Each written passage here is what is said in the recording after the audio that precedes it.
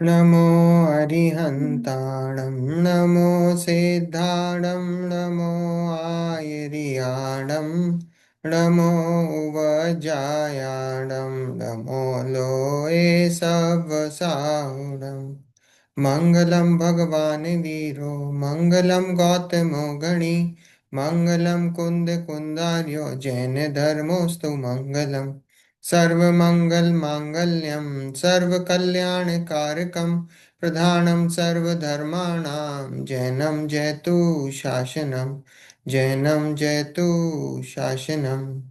अरिहंत सिद्ध सूर्य उपाध्याय साधु सर्व अर्थ के प्रकाशी मांगलिक उपकारी हैं।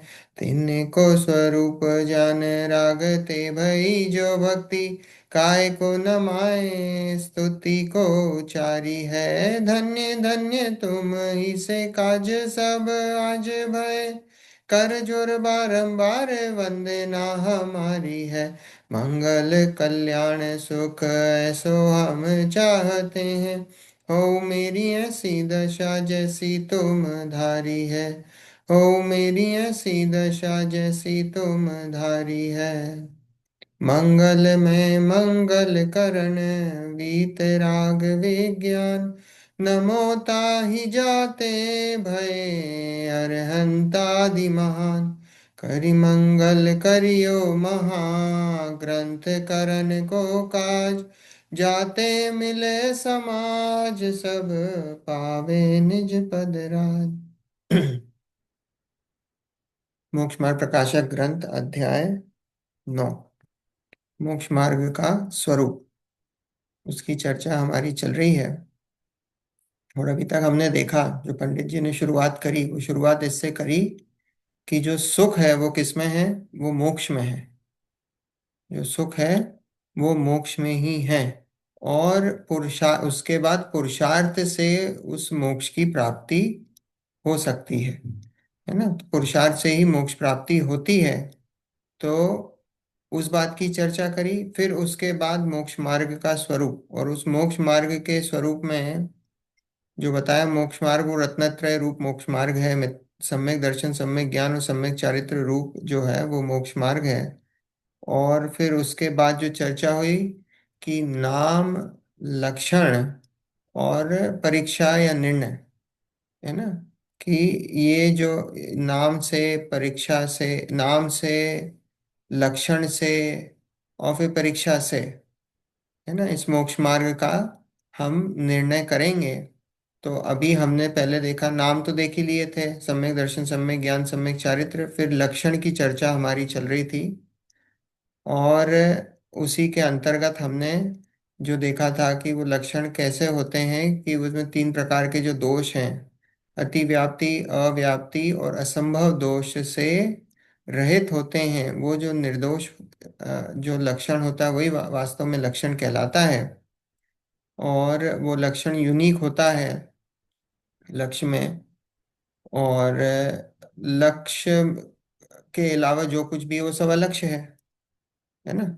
तो अपन ने इतनी इतनी चर्चा देखी थी, और आज पेज नंबर 316 से अपन इस कंटिन्यू करेंगे। फर्स्ट पैराग्राफ ही, सेकंड पैराग्राफ जो है ना, वहां से। ठीक है ना, यहीं से करना है ना स्तुति, है ना। जैसा जैसे है, किसी जैसे को। किसी को, है ना। जैसे किसी को ज्ञान दर्शनादिक व वर्णादिक का तो श्रद्धान हो, यह जान पना है, यह श्वेत पना है इत्यादि प्रतीति हो, परंतु दर्शन ज्ञान आत्मा का स्वभाव है। मैं आत्मा हूँ, तथा वर्णादि पुद्गल का स्वभाव है। पुद्गल मुझसे भिन्न अलग पदार्थ हैं। ऐसा पदार्थ का श्रद्धान ना हो तो भाव का श्रद्धान कार्यकारी नहीं है। क्या बता रहे हैं, कल हमने देखा था तत्व और अर्थ, है ना। तत्व और अर्थ देखा था हमने। तत्व मतलब क्या देखा था, तत्व, तत्व और त्व।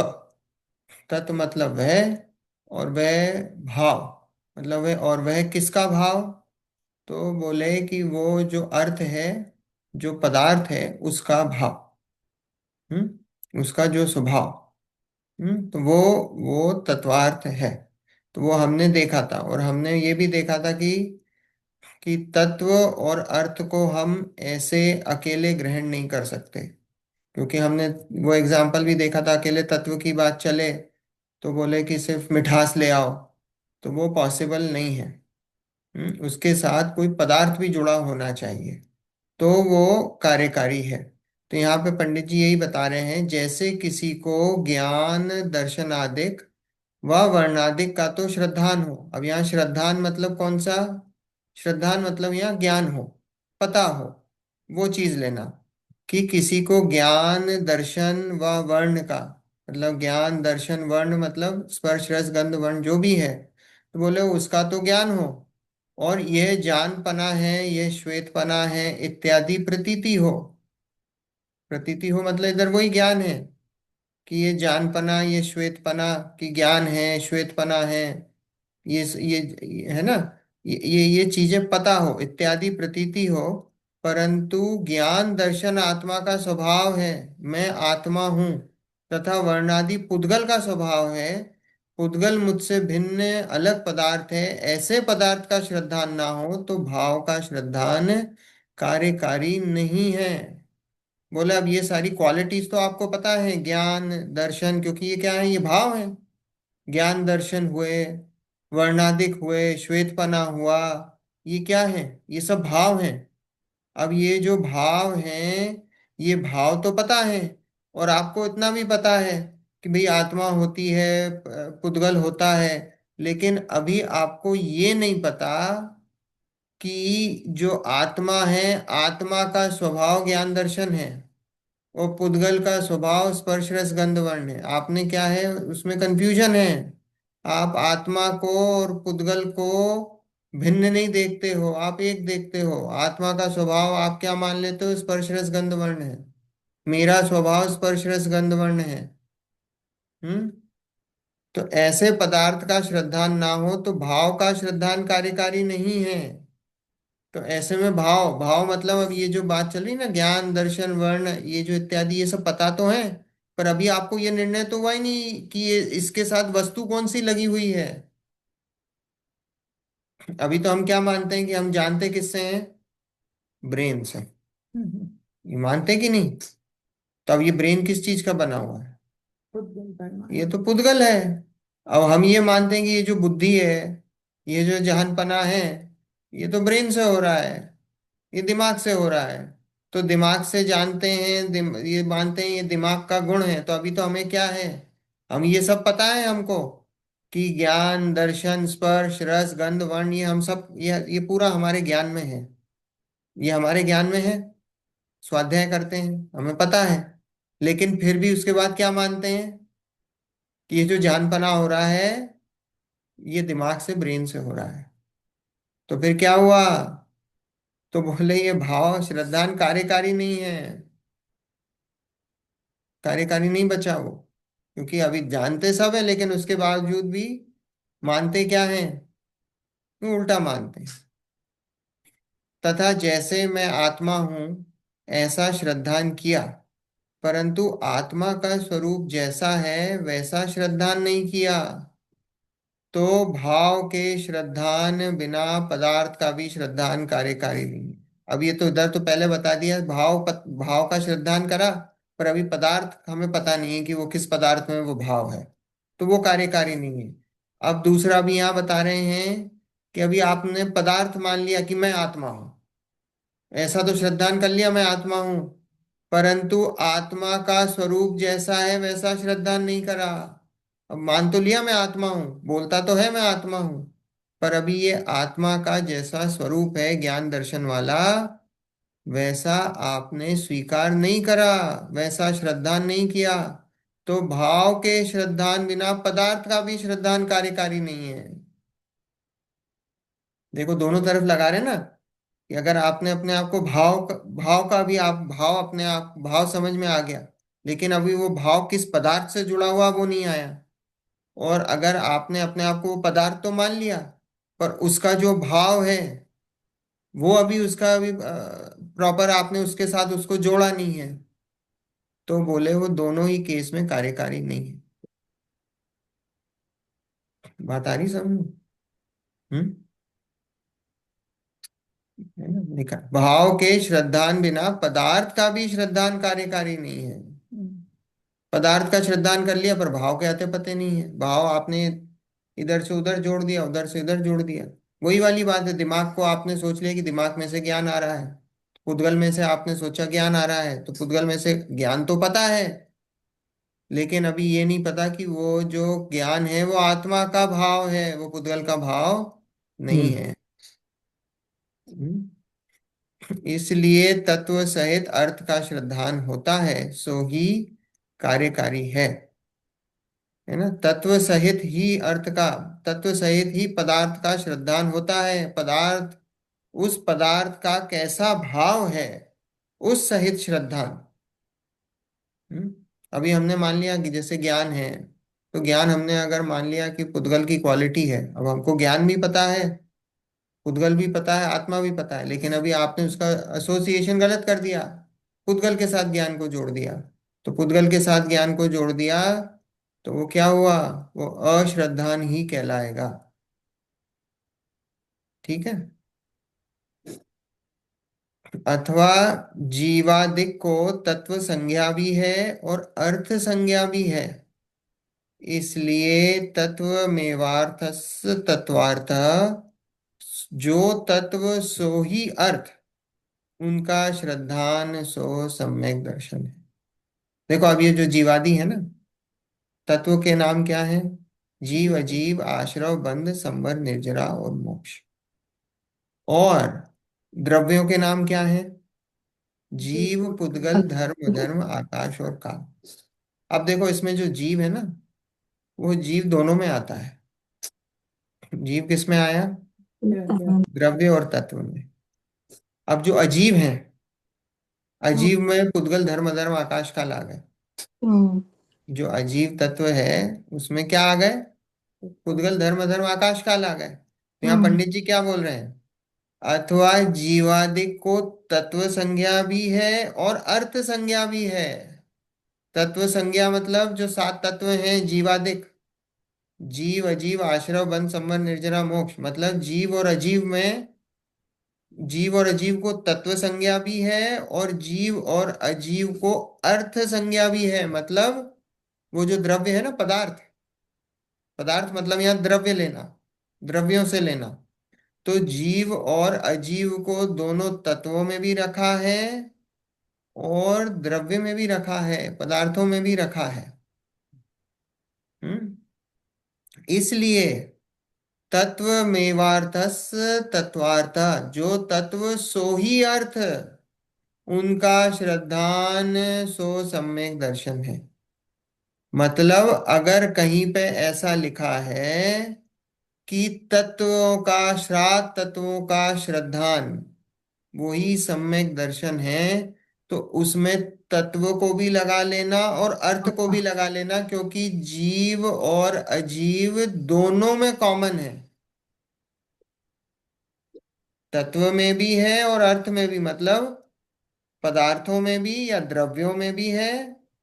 जब हमने बोला जीव आदि सात तत्वों का श्रद्धा, हम्म। हमने बोला जीवादि सात तत्वों का, तो जीवादि में वो तत्व भी आ गए हैं और अर्थ भी आ गए हैं। हम्म। जीवादि में वो जो भाव है वो भी आ गया है और पदार्थ भी आ गया है।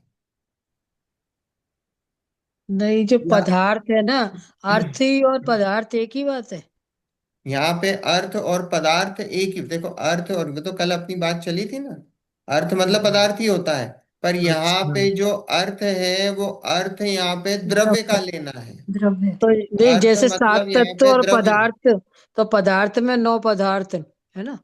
हाँ It वो नौ doesn't पदार्थ, matter वो कल seven चर्चा or चली थी nine. अपनी, है ना। हाँ। कल आप नहीं थे क्या? अरे मेरा मिस हो गया था पीछे का थोड़ा। अच्छा। हाँ, तो 7 ले लो या 9 ले लो, बात तो एक ही है। हाँ बात एक ही है, पर यहाँ पे जो अर्थ हम्म। की बात है, वो हाँ। अर्थ की बात यहाँ पे द्रव्यों की है। अर्थ मतलब यहाँ पे द्रव्य पदार्थ। अर्थ मतलब यहाँ पे अपन ने जो कल अर्थ लिया था वो पदार्थ के उसमें लिया था, तो उसमें पदार्थ में पर पदार्थ में वो द्रव्य भी आ जाते हैं, क्योंकि जीव और अजीव तत्व की बात आई ना। तो छह जीव द्रव्य और नौ अजीव, पदार्थ, वो तो एक दो हाँ, जॉइन हो रहे वो हैं, सब वो उसमें आ आ गए हैं। जाते हैं। तो हाँ। इसमें यहाँ बोला है कि जीवादिक को तत्व संज्ञा भी है और अर्थ संज्ञा भी है। तो हम्म। जीवादिक को अर्थ संज्ञा और तत्व संज्ञा, मतलब ये दोनों में कॉमन है, जीव और अजीव। वो द्रव्य भी हैं, पदार्थ भी हैं, और तत्व भी हैं। तो तत्व अगर भी। हमने कहीं पे सिर्फ इतनी सी बात कही कि हम्म। 7 तत्वों का श्रद्धांत सम्यक दर्शन है, तो वहां हम्म। पे तत्व भी लगा लेना और पदार्थ भी लगा लेना, क्योंकि वो जो जीव और अजीव जहाँ बात आती है वो दोनों में कॉमन है। तो इसलिए वहां दोनों को लेके चलना। और कहीं पे सिर्फ अर्थ का बोला है कि 9 पदार्थों का श्रद्धांत, गोमट सार में। गोमट हम्म। सार में ये सभी चीजें हैं। गोमट सार में हाँ। आपको सारी डेफिनेशन मिलेंगी सम्यक दर्शन की। हाँ। सात हाँ। तत्वों का श्रद्धान, नौ हम्म। पदार्थों का श्रद्धान, 6 द्रव्यों का श्रद्धान, पंचास्ति काय का श्रद्धान। हम्म। इन इन सबका श्रद्धान वहां सम्यक दर्शन है। हम्म। चारों ही चीजें वहां पे बताई हैं। हम्म। तो वहाँ चारों ही चीजें बताई हैं, इसका मतलब क्या है कि वो सब में कॉमन है। क्योंकि हम्म। जीव और अजीव तत्व जहाँ आ गया, वहाँ जीव और अजीव द्रव्य वो आ गए पूरे। तो जहाँ अगर हम्म। सिर्फ इतनी सी बात आई है कि तत्व का श्रद्धान या अर्थ का श्रद्धान, तो उसमें हम्म। तत्वार्थ लगा लेना, तत्व और अर्थ दोनों। हम्म। मेरा क्वेश्चन तत्व, है एक यहाँ पर कि वाय भी से जब तत्व आते हैं तो हम वहाँ जीव अजीव लगाते हैं, और जब द्रव्य आते हैं तो वहाँ जीव और पुद्गल लगाते हैं, ऐसा क्यों? तो पर देखो बात तो जो, एक ही है, पर हाँ तो अलग अगर अलग हम, क्यों लगा? हाँ, अब है ना आंटी का क्वेश्चन है कि भाई वहां पे हाँ, कि एक जगह द्रव्यों में पुद्गल है हमने जीव और एक और जगह। हाँ। पुद्गल लिया, और हम्म। इधर हमने तत्वों में जीव और अजीव लिया। तो देखो ऐसा है कि अगर हम मेरे को दो ऐसा दो लगता है यहाँ प्रकार पे से, कि एक हाँ। मिनट आंटी मेरे को बताने दो, है ना, कि हाँ। दो, हाँ। अगर हम दो प्रकार से, अगर हम द्रव्यों को भी डिवाइड करें, तो मुख्य हम्म। रूप से द्रव्य भी, उनके दो ही विभाजन हैं। हम्म। एक तो जीव द्रव्य और एक। एक अजीव द्रव्य। लेकिन जो हाँ। अजीव द्रव्य हैं उसके भी 5 अलग अलग भेद हैं। तो हम्म। वो जो 5 अलग अलग भेद हैं वो पुद्गल, धर्म, अधर्म, आकाश और काल। अब ये जो हम्म। 6 द्रव्यों का ऐसा विभाजन है कि ये 6 द्रव्य यूनिक सब्सटेंसेस हैं। ये छह हम्म। द्रव्य जो हैं वो यूनिक सब्सटेंसेस हैं, और ये भगवान ने देखे हैं ज्ञान में। तो हम्म। इसलिए उनको 6 अलग अलग सब्सटेंसेस के रूप में बताया है। लेकिन अगर हम्म। हम दो मोटे तौर पे करेंगे तो द्रव्य भी दो ही प्रकार के हो गए, जीव द्रव्य और अजीव द्रव्य। और अजीव द्रव्य में बाकी वो पांचों आ गए हैं, उद्गल, धर्म, हाँ। अधर्म और आकाश और काल। अब हाँ। तत्व की बात करते हैं। जब हम्म। हम तत्व की बात करते हैं, तो तत्व की बात करते हैं तो हमने देखा जीव तत्व और अजीव तत्व।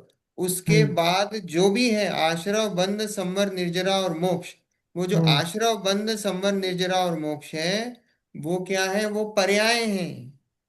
जीव ओके। और अजीव जो हैं वो क्या हम्म। है, वो अभी हमने वो जीव तत्व अजीव तत्व वो भाव रूप से लिए हैं। और हम्म।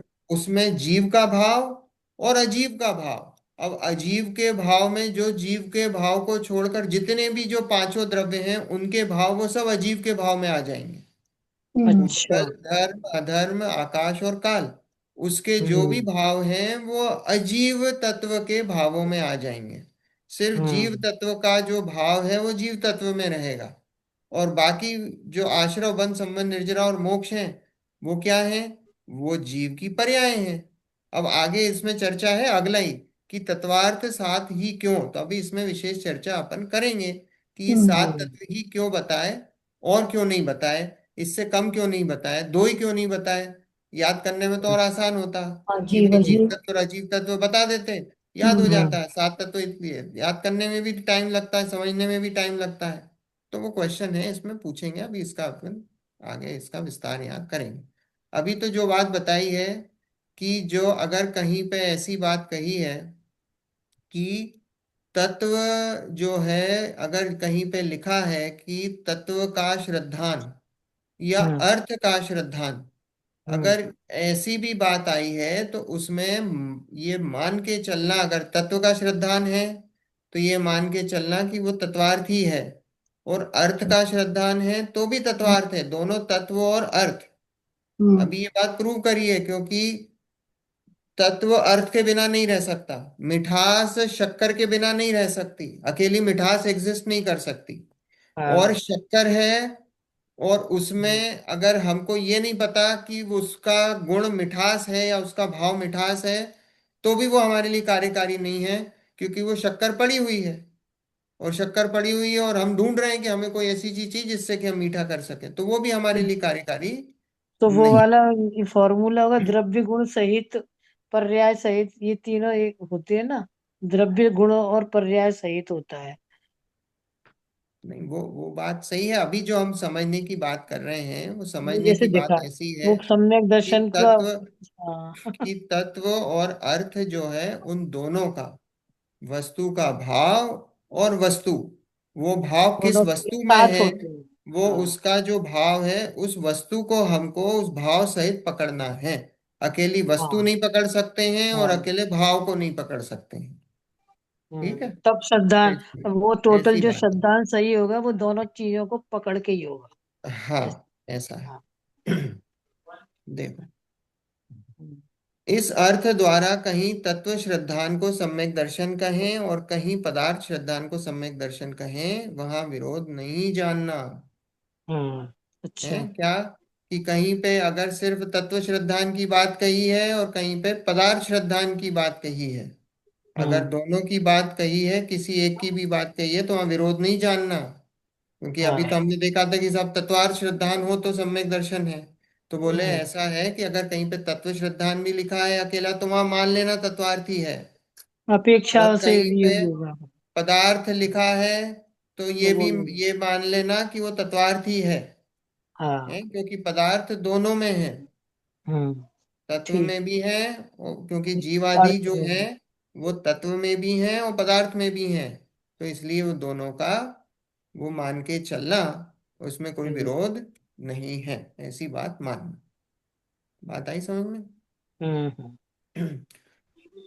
इस प्रकार तत्व और अर्थ दो पद कहने का प्रयोजन है है ना?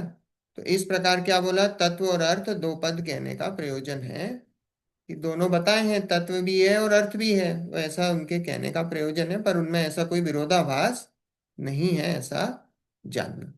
अब देखो, तत्वार्थ साथ ही क्यों, तत्व साथ ही क्यों, ये इस पे अब चर्चा करेंगे अपन। फिर प्रश्न है कि तत्वार्थ तो अनंत है, तत्व कितने हैं, अनंत हैं, वह सामान्य अपेक्षा से जीव अजीव में सर्वगर्भित हुए। अगर हम सामान्य अपेक्षा से देखें तो जीव और अजीव दो में ही गर्भित हो जाते हैं, क्योंकि आश्रव बंध संवर निर्जरा और मोक्ष क्या है, वो तो जीव की ही पर्याय है। तो अगर हमने सिर्फ दो प्रकार के बता दिए तत्व, जीव और अजीव, तो सभी कुछ उसमें गर्भित हो जाना चाहिए। इसलिए दो ही कहने थे या अनंत कहना था। आश्रव आदिक तो जीव अजीव ही के विशेष हैं, इनको अलग कहने का प्रयोजन क्या? तो बोले ये जो दूसरी बात कही है, आश्रव, आश्रव बन संवर निर्जरा और मोक्ष, वो तो जीव अजीव के ही विशेष हैं। कर्मों की अपेक्षा कहेंगे तो अजीव के विशेष हैं, और आत्मा की पर्याय की अपेक्षा कहेंगे तो जीव के विशेष हैं। विशेष यहाँ पे क्या लेना, जीव पर्याय से लेने, है ना? ये तो जीव की और अजीव की पर्याय हैं। तो बोले इनको अलग कहने का प्रयोजन क्या? बोले इनको फिर क्यों कहा अलग? तत्व तत्व सात बताए, पर सामान्य अपेक्षा से दो ही में ही सभी कुछ गर्भित हो जाता है। तो बोले तो या तो दो कहने थे या अनंत कहने थे। क्वेश्चन आया समझ में, दो कहने थे या अनंत कहने थे, क्योंकि तत्व अनंत होते हैं। तो बोले इस सात का नंबर कहाँ से आया? या तो दो कह देते क्योंकि दो में सब गर्भित है, या अनंत कहने थे। हम्म बोले अनंत कहते हैं तो वैसे ही हम कर कुछ नहीं करते, छोड़ देते हैं, अनंत तो हम समझ नहीं सकते। वो दो होते तो याद करने में इजी, समझने में इजी। बोले सात क्यों कहे?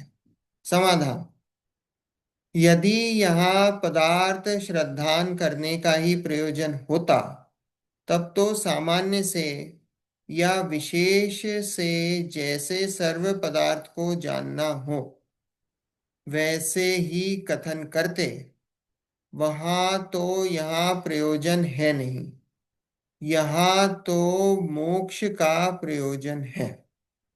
सो जिन सामान्य या विशेष भावों का श्रद्धान करने से मोक्ष हो और जिनका श्रद्धान किए बिना मोक्ष ना हो, उन्हीं का यहाँ निरूपण किया है। हम्म फिर से, यदि यहाँ पदार्थ श्रद्धान करने का ही प्रयोजन होता, तब तो सामान्य से या विशेष से जैसे सर्व पदार्थों का जानना हो वैसे ही कथन करते, वहां तो यहाँ प्रयोजन है नहीं, यहाँ तो मोक्ष का प्रयोजन है। बोले अगर हमको सिर्फ यहाँ सामान्य रूप से पदार्थों के बारे में जानकारी देनी थी, या कोई विशेष रूप से, यहाँ विशेष या पर्याय मत लेना, विशेष मतलब विशेष कोई भी बात समझते हैं मतलब कोई थोड़ी सी गहराई से, तो बोले अगर हमको सामान्य रूप से या विशेष रूप से हमको सिर्फ पदार्थों के बारे में बताना था, उनके भावों के बारे में बताना था, तो बोले हम क्या करते, तो लिखा है सामान्य से या विशेष से जैसे सर्व पदार्थों का जानना हो वैसे ही कथन करते हैं।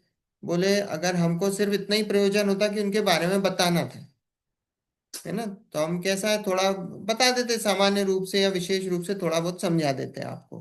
हम्म पर बोले यहाँ वैसा प्रयोजन नहीं है, यहाँ तो मोक्ष का प्रयोजन है। तत्व क्यों समझ रहे हैं हम, क्योंकि ये हमारा मोक्ष मार्ग प्रशस्त होता है इससे, इनको समझने से हमारा मोक्ष मार्ग प्रशस्त होता है। तो बोले यहाँ क्या प्रयोजन है, बोले मोक्ष का प्रयोजन है हमारा। तो यहाँ लिखा यहाँ तो मोक्ष का प्रयोजन है। सो जिन सामान्य या विशेष भावों का श्रद्धान करने से मोक्ष हो, जिनका श्रद्धान किए बिना मोक्ष ना हो, उन्हीं का यहाँ निरूपण किया है। बोले देखो तत्व तो अनंत है, अब तत्व अनंत हैं, अब उन अनंत में से हम कोई से भी मान लो, हम अगर हमको समझाने होते हैं तो कोई दो तत्व ले लेते, और कोई भी हम दो तत्व, तार चार तत्व, 10 तत्व ऐसे ही समझा देते सामान्य रूप से, तो सामान्य रूप से समझ आते तो समझ जाते, बस तुम बात खत्म हो जाती। पर बोले अभी हमारा प्रयोजन क्या है, हमारा प्रयोजन तो मोक्ष का प्रयोजन है, हम सबको मोक्ष जाना है। तो हमको मोक्ष जाना है, तो हमको उन तत्वों के बारे में बताया गया है कि जिनके श्रद्धान के बिना मोक्ष नहीं होता। ये एक मिनिमम नंबर ऑफ तत्व हैं कि जिनके श्रद्धान के बिना मोक्ष नहीं हो सकता, इसलिए उनका यहाँ निरूपण किया है। ना इनसे एक कम, ना इनसे एक ज्यादा। हम्म तो इसलिए इनका यहाँ निरूपण किया गया है। बात आ रही समझ में। अगर हमको जनरली कुछ ऐसे ही बताना होता तो हम बता देते, कोई दिक्कत नहीं, पर बोले हमने ये इनके बारे में इनको विशेष रूप से इसलिए चुना है, क्यों, क्योंकि हमारा प्रयोजन तो मोक्ष जाने का है, और मोक्ष जाने का है तो लिखा है सो जिन सामान्य विशेष भावों का श्रद्धान करने से मोक्ष हो और जिनका श्रद्धान किए बिना मोक्ष ना हो, उन्हीं का यहाँ निरूपण किया है। यहाँ सिर्फ ये जो 7 तत्व हैं, ये 7 तत्व, इनको प्रयोजन भूत तत्व भी बोला जाता है। और प्रयोजन भूत तत्व क्यों बोला जाता है, क्योंकि हमारा अभी प्रयोजन क्या है, हमारा प्रयोजन अभी सुखी होने का है, और सुखी होने का प्रयोजन है। और वो सुख कहाँ है, वो पहले पंडित जी ने डिस्कस करा कि सुख मोक्ष में है। तो सुख मोक्ष में है, तो हम सबका प्रयोजन मोक्ष जाने का है। तो हम सबका प्रयोजन मोक्ष जाने का है, तो इसलिए यहाँ पे इन 7 तत्वों के बारे में बताया है, क्योंकि ये 7 तत्व मोक्ष जाने में कार्यकारी है। ठीक है, इसलिए यहाँ तत्व 7 ही क्यों बताए हैं, दो क्यों नहीं बताए, अनंत क्यों नहीं बताए, उसका रीजन ही यही है कि वो मोक्ष जाने के हमारे प्रयोजन में कार्यकारी है। ठीक है। देखो, सो जीव अजीव, यह दो तो बहुत द्रव्यादि द्रव्यों की एक जाति अपेक्षा सामान्य रूप तत्व कहे। यह दोनों जाति जानने से जीव को आपा पर का श्रद्धान हो, तब पर से भिन्न अपने को जाने, अपने हित के अर्थ मोक्ष का उपाय करे, और अपने से भिन्न पर को जाने, तब पर द्रव्य से उदासीन होकर रागादिक त्याग कर मोक्ष मार्ग में प्रवर्ते। देखो, सो जीव अजीव, यह दो तो बहुत द्रव्यों के या द्रव्यों की एक जाति अपेक्षा सामान्य रूप तत्व कहे। है ना, जाति रूप समझे। जाति रूप मतलब जैसे सारे हम लोग जितने भी एक इंद्री, दो इंद्री, तीन इंद्री, चार इंद्री, पांच इंद्री, संसारी और मुक्त, हम सबकी एक जाति है, वो क्या है? जीव। हम्म। पुद्गल, धर्म, अधर्म, आकाश और काल, उन सब की एक जाति है, वो क्या है? अजीव। अगर हम द्रव्यों को जाति अपेक्षा दो भागों में डिवाइड करें तो जीव और अजीव दो ही। लेकिन संख्या से करेंगे तो संख्या में जीव कितने हैं? तो बोले तो जीव अनंत हैं। हम्म। अजीव पुद्गल कितने हैं? अनंत अनंत। वो संख्या अलग, पर ऐसी जाति अपेक्षा करेंगे तो दो ही है। तो यहाँ लिखा है, सो जीव अजीव, यह दो तो बहुत द्रव्यों की एक जाति अपेक्षा सामान्य रूप तत्व कहे। ये सामान्य रूप से है, जाति अपेक्षा। जीव तत्व और अजीव तत्व, उसमें कितने अनंत द्रव्य शामिल हैं, अनंत। यह दोनों जाति जानने से जीव को आपा पर का श्रद्धान हो, तब पर से भिन्न अपने को जाने। अब ये दो जाति समझ ली कि मैं कौन सी जाति का हूं। बोले मैं जीव जाति का हूं। और मुझसे जो भिन्न, जो अलग दिख रहे हैं, वो सब कैसे हैं? वो अजीव जाति के हैं।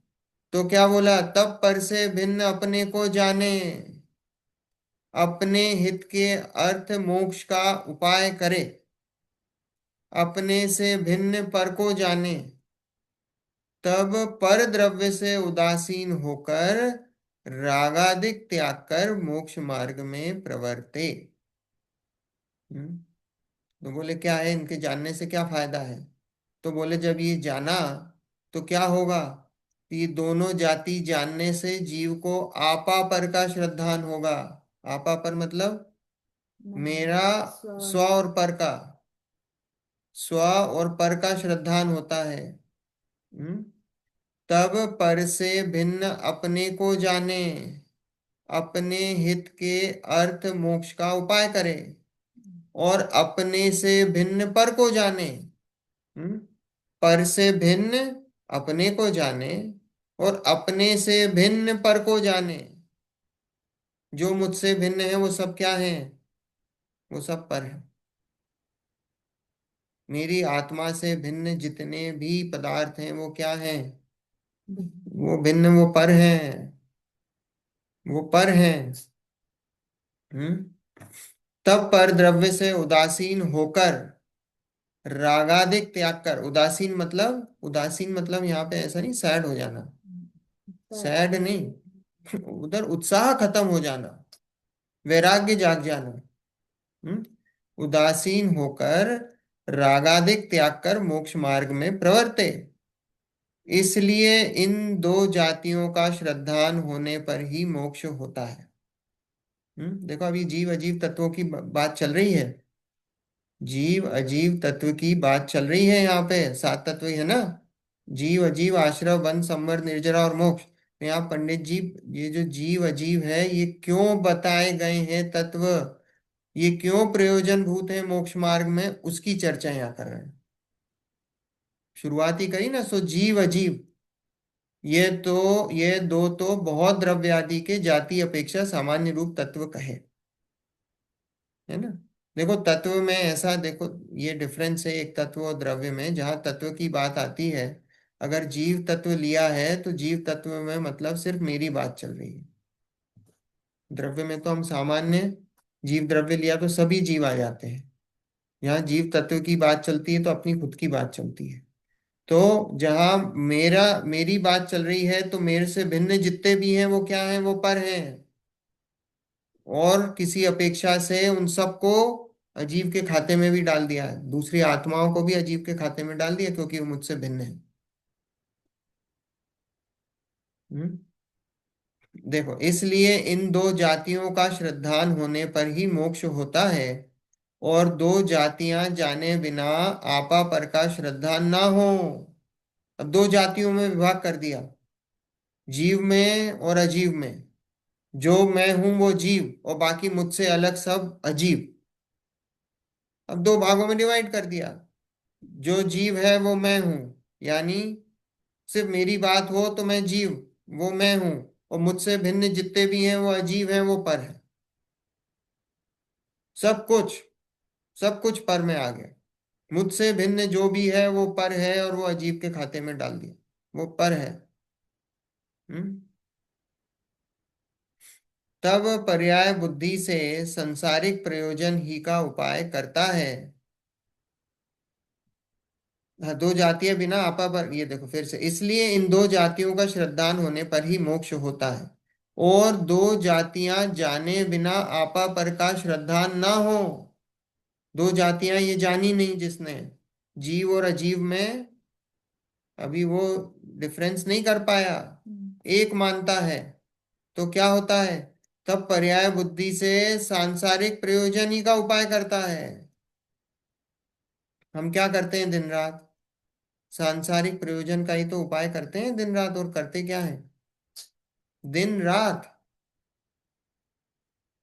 वीकडे शुरू नहीं होता, वीकेंड की प्लानिंग शुरू हो जाती है। हम्म? हाँ, सुबह होती नहीं शाम के खाने की तैयारी, उसका विकल्प। हम्म? क्या है, बस यही तो, यही तो पर्याय बुद्धि से सांसारिक प्रयोजन ही का उपाय करता है। क्यों? क्योंकि हमने जीव और अजीव को मिक्स करके देखते हैं, हम एक मानते हैं, एक मानते हैं। शरीर के नुकसान से अपना नुकसान मानते हैं। हम्म? बच्चों के नुकसान से अपना नुकसान मानते हैं। वो क्या है, वो सब पर्याय बुद्धि है। तो तब पर्याय बुद्धि से सांसारिक प्रयोजन ही का उपाय करता है। अगर वो जीव और अजीव का अभी उसको श्रद्धा नहीं है तो ऐसा ही होता है, पर्याय बुद्धि से सांसारिक प्रयोजन ही का उपाय करता है। पर्यायों को बदलना चाहता है, वो पर्याय उसके हाथ में नहीं है। हम्म? बुढ़ापा बदल सकते हैं क्या? बुढ़ापा आ गया तो एक सफेद बाल काला नहीं कर सकते हो आप। डींगे तो बड़ी बड़ी मारते हो कि मैं यहाँ से ये दुनिया पलट दूंगा और वो कर दूंगा, अपने खुद का एक सफेद बाल काला नहीं कर सकते। डाई करना बात अलग है ना, डाई करना बात अलग, डाई की नहीं बात कर रहे हैं। पर वो सफेद बाल आया ही क्यों, कि आपको डाई करना पड़े? बदल सकते हो क्या उसको? नहीं बदल सकते।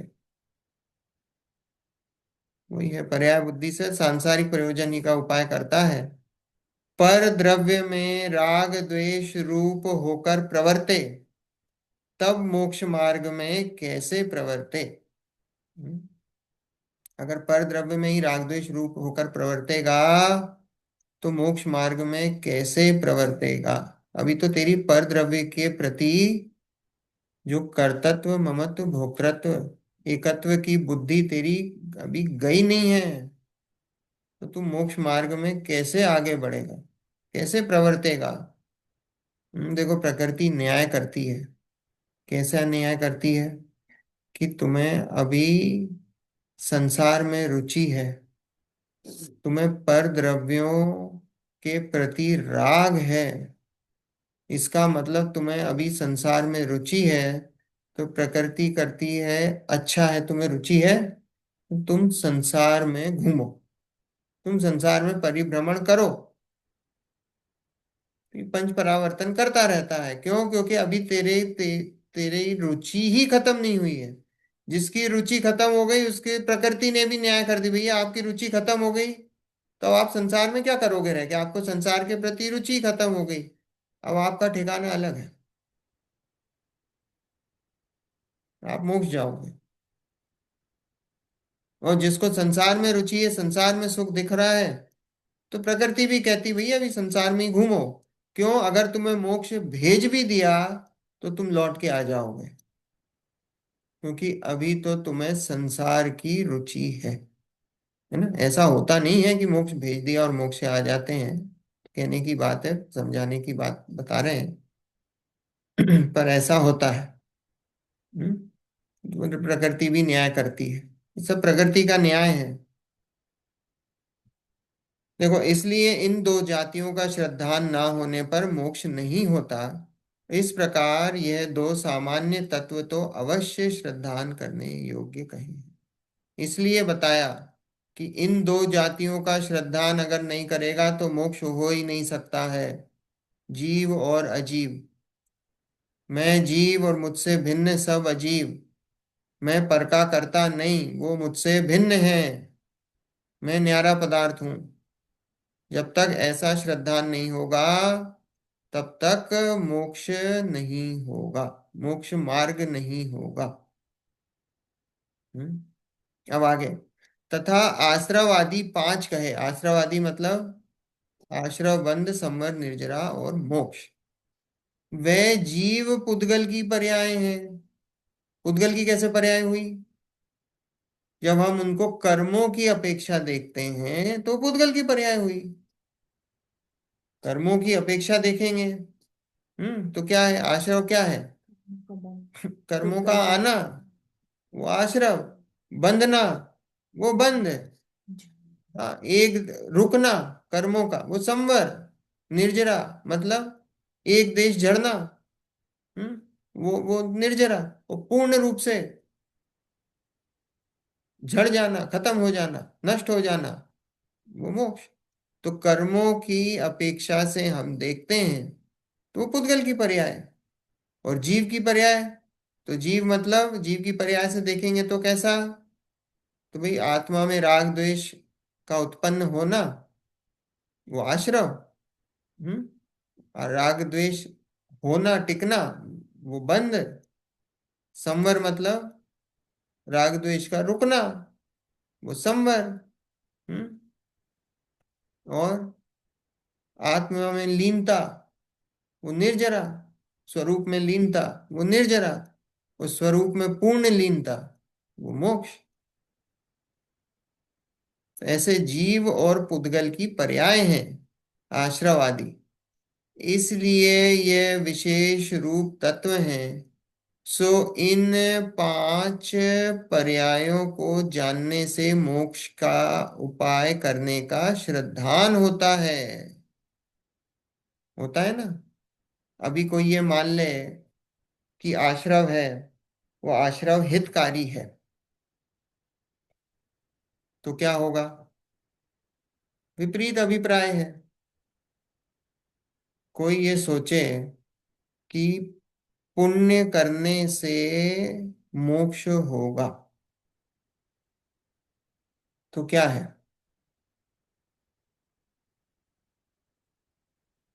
विपरीत भाव है ना। हाँ, विपरीत है वो। तो इसका मतलब क्या हुआ कि इसलिए हमको पता होना चाहिए कि पुण्य और पाप क्या है। वो आश्रव के भेद हैं, और वो आश्रव के भेद हैं, और वो कैसे हैं? वो आत्मा से विपरीत परिणाम है। तो आत्मा से विपरीत परिणाम है, इसलिए क्या बोला कि वो हमारे श्रद्धान, वो हमको पता होना चाहिए कि ये जो आश्रव परिणाम है वो त्यागने योग्य है। अगर हमको पता ही नहीं होगा तो हम उनका त्याग कैसे करेंगे? हम्म।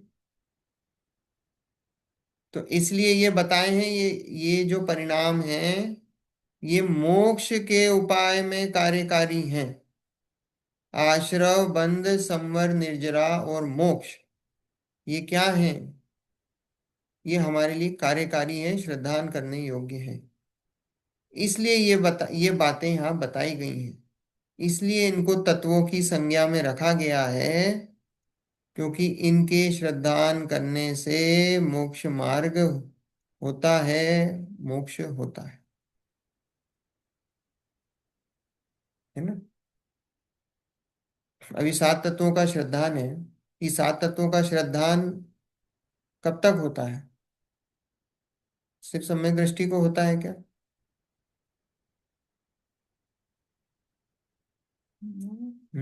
भगवान को होता है क्या? हम्म। होता है। भगवान को सम्यक दर्शन है कि नहीं है? हाँ हाँ। जीव अजीव तत्व का श्रद्धान है कि नहीं है? भगवान है। नहीं होगा तो मिथ्यात्व हो जाएगा।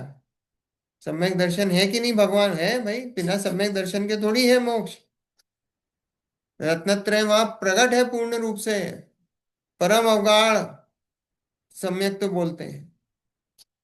ऐसा गाढ़ा सम्यक तो जो जो अब कभी नहीं मिट सकता। तो ये ऐसा नहीं है कि ये सिर्फ यहाँ पे बताया गया है कि ये तो भगवान तक को चल रहा है अभी, नॉन स्टॉप। हम्म। इस सात तत्वों का श्रद्धा यहाँ बताया, तथा आश्रव आदि पांच कहे, वे जीव पुद्गल की पर्याय हैं, इसलिए यह विशेष रूप तत्व है। सो इन पांच पर्यायों को जानने से मोक्ष का उपाय करने का श्रद्धान होता है। वह मोक्ष को पहचाने तो उसे हित मानकर उसका उपयोग करे, इसलिए मोक्ष का श्रद्धान करना। हम्म। मोक्ष क्यों बताया?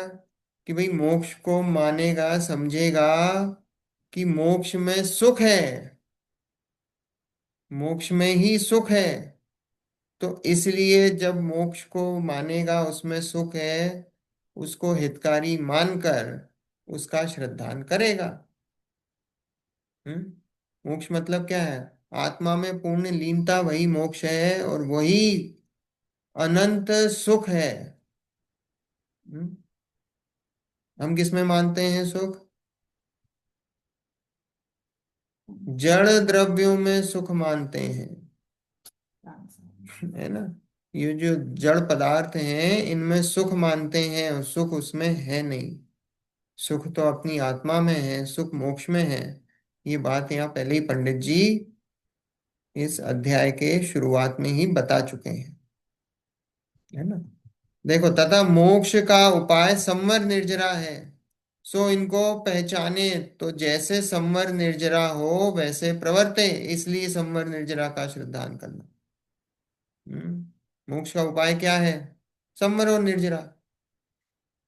हम्म। संवर और निर्जरा मोक्ष का उपाय है। सो इनको पहचाने तो संवर निर्जरा हो वैसा प्रवर्ते। पहले उनको पहचानना पड़ेगा। अगर माँ पता ही नहीं संवर निर्जरा क्या होती है तो फिर उसमें प्रवर्तन कैसे करेगा उस रूप? इसलिए संवर निर्जरा का श्रद्धान करना। तथा संवर निर्जरा तो अभाव लक्षण सहित है, इसलिए जिनका अभाव करना है उनका पहचानना चाहिए। हम्म। संवर निर्जरा कैसा है? अभाव लक्षण वाला है। देखो कैसे बताया। जैसे क्रोध का अभाव होने पर क्षमा होती है, सो क्रोध को पहचाने तो उसका अभाव करने पर क्षमा रूप प्रवर्तन करे, उसी प्रकार आश्रव का अभाव कर होने पर संवर होता है और बंध का एक देश अभाव होने पर निर्जरा होती है। सो आश्रव बंध को पहचाने तो उनका नाश करके संवर निर्जरा रूप प्रवर्तन करे, इसलिए आश्रव बंध का श्रद्धान करना। हम्म। अभाव रूप है। अब देखो क्यों, कैसे अभाव रूप है? जैसे अब देखो, संवर और निर्जरा से तो हमारा परिचय है नहीं, है ना। संवर और निर्जरा से तो है नहीं, पर आश्रव और बंध से है। आश्रव क्या है? मोह राग द्वेष रूप परिणाम। तो मोह राग द्वेष रूप परिणाम से तो कब से है? अनादि से परिचय है। तो बोले कि उस आश्रव का अभाव होने पर संवर होता है। जैसे अपन बताते ना उत्तम क्षमा का, उत्तम क्षमा में कैसे बताते हैं कि वो क्षमा कैसा परिणाम है? क्रोध के अभाव रूप परिणाम, उसको क्षमा बोला जाता है। क्यों? क्योंकि हमें क्रोध से परिचय है। तो क्षमा को समझाने के लिए हम कैसे बताते हैं कि वो क्रोध का जब अभाव होता है तो क्षमा प्रकट होती है। क्योंकि जिससे परिचय होता है ना, उसका उसको पकड़कर फिर समझाया जाता है। तो यहाँ बताया क्रोध का अभाव होने पर क्षमा होती है। तो ऐसे ही जब मोह राग द्वेष का अभाव होता है, वो जो मोह राग द्वेष का जो अभाव होता है, उस परिणाम को संवर बोला जाता है ना। लिखा है कि आश्रव का अभाव होने पर संवर होता है, और जहां बंद होता है, बंद का एक देश अभाव होने पर निर्जरा होती है। हम्म, कारण वही है, आश्रव बंध के एक ही कारण है, मिथ्यात्व विरति प्रमाद कषाय और योग, है ना। तो ये तो आश्रव मतलब मोहराग द्वेष रूपी परिणामों का आना, और उसमें बंध मतलब उसमें जीव का टिकना। तो बोले कि वो जब जीव उसमें टिकता है मोह राग द्वेष रूपी परिणामों में, तो बंद होता है। तो बोले ये जो बंद का एक देश अभाव होता है, एक देश अभाव मतलब समझे ना, पूर्ण निर्जरा हो जाएगी तो मोक्ष हो जाएगा। यहाँ निर्जरा का कैसा बताया कि एक देश अभाव, एक देश अभाव मतलब थोड़ा, पार्शल, मोह राग द्वेष के परिणामों का पार्शल अभाव होना, हम्म, सो निर्जरा है।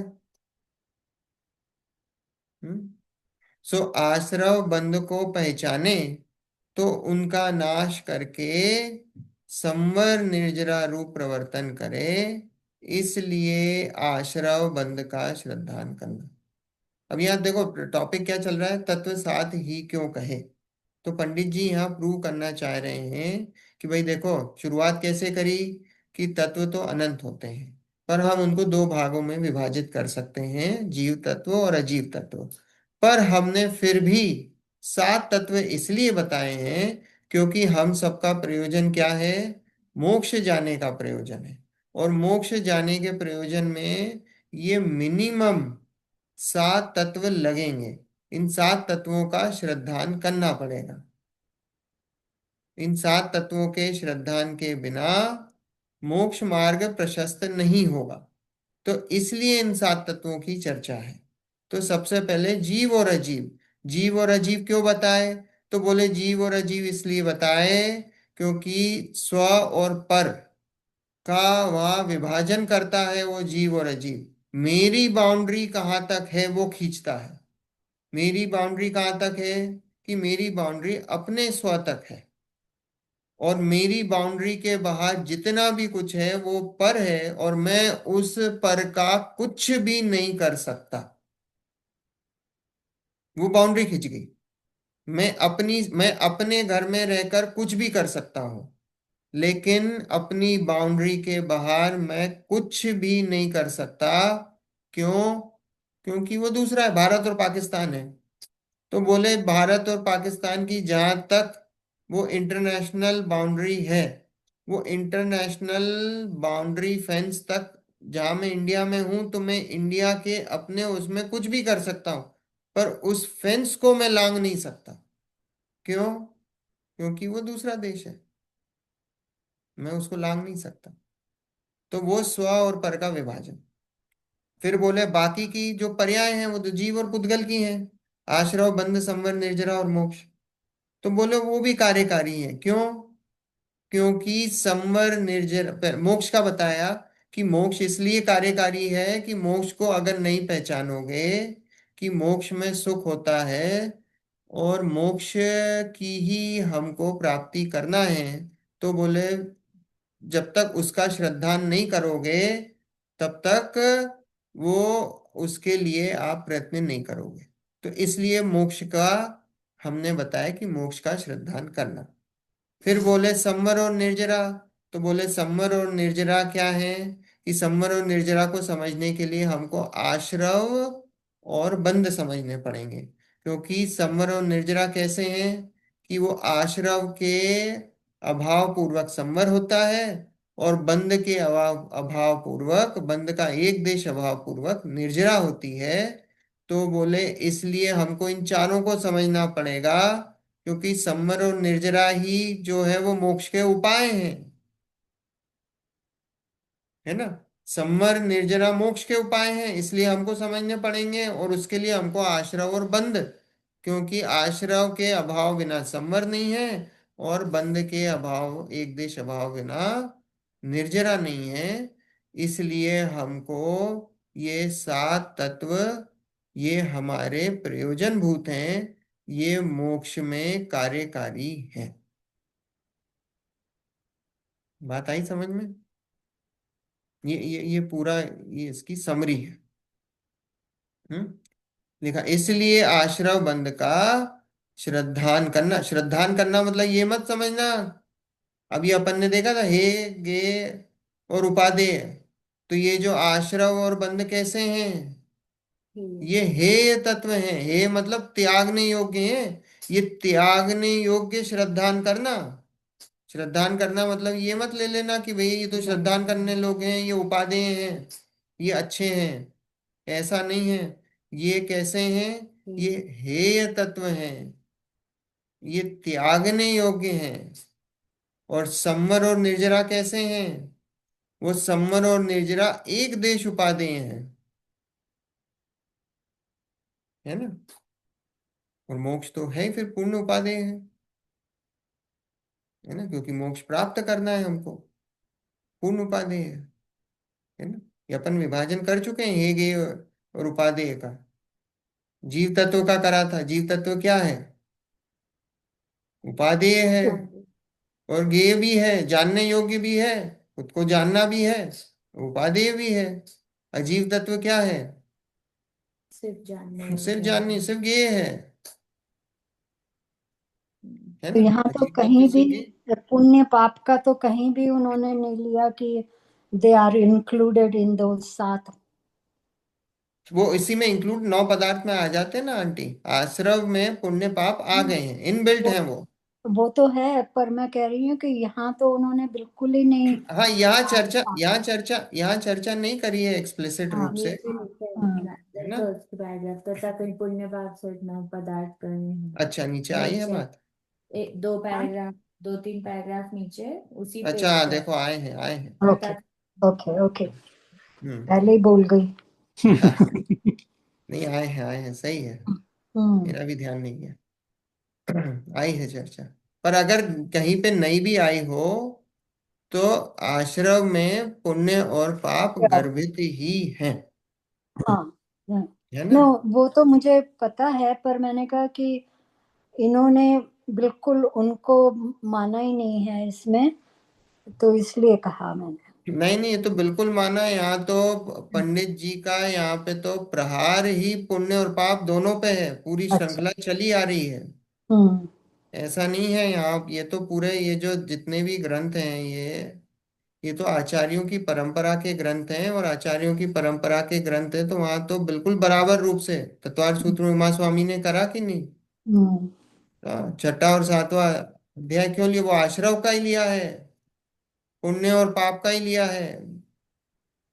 तो इसलिए लिया हम्म है कि वो पुण्य को अलग करा है। एक जगह तो पुण्य के लिए ही अधिकार लिखा है, अलग से क्यों लिखना पड़ा, क्योंकि पुण्य को इतना मान रखा है जीव ने, हम्म हम्म। उसमें उसकी उपादेयता है। देखो, समय हो गया है। ओ या, अगली बार अपन इसको कंटिन्यू करेंगे। तो यहीं तक लिख लें फिर इसका क्या बोले आंटी। श्रद्धान करना, इसलिए आश्रम बंद का श्रद्धान करना। हाँ, यहाँ पे इसको, हाँ यहाँ से फिर आगे हाँ बात। हम्म। है ना। चलिए, जिनवाणी वेरी गुड। स्तुति। आज का तो ऐसा लगा कि समझ में बिल्कुल आ रहा। क्लियर क्लियर लिखा है। अब बाकी का तो इतना मतलब बहुत मुश्किल से समझ में आता है, पर ये तो बहुत अच्छा सिद्ध। लगा। हाँ, तो देखो अपनी समझ में आ रही है बात, इसलिए अच्छा लगता है और क्या। या हाँ। हाँ। चलिए, जिनवाणी स्तुति। निज निधि निज में बताई, यह अनंत उपकार है, इसके उसके लिए जिन वाणी मारो, वंदना वंदना शत बार है। वंदना वंदना शत बार है। वंदना शत बार है। 9 बार नमोकार में।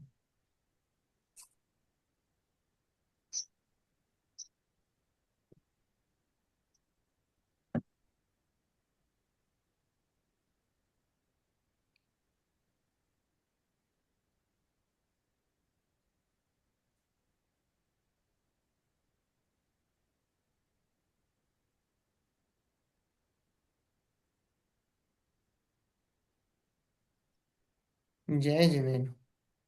जय जिनेन्द्र। जय जय सबको जिनेन्द्र। जय जिनेन्द्र, जय जिनेन्द्र जय सबको। जिनेन्द्र। जय जय जिनेन्द्र। जिनेन्द्र। जय जय जिनेन्द्र।